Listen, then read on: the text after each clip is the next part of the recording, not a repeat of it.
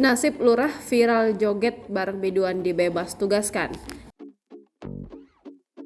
Diduga gara-gara berjoget dan memeluk artis organ tunggal, seorang lurah di Kota Padang, Sumatera Barat dibebas tugaskan.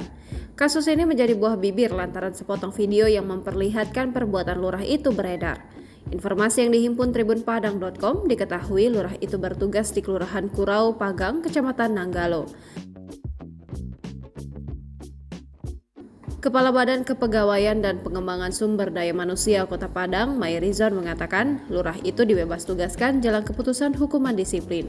Kesalahannya yang video tersebar itulah kesalahannya, kata Mayrizon saat dihubungi tribunpadang.com pada Senin.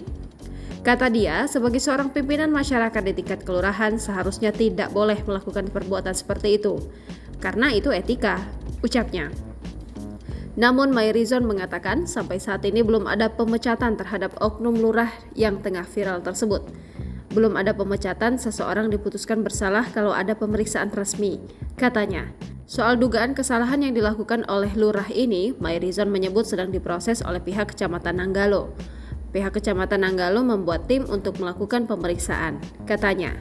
Mayrizon menjelaskan setelah dilakukan pemeriksaan, hasilnya akan dikirimkan ke Inspektorat dan BKPSDM. Download Tribun X sekarang, menghadirkan lokal menjadi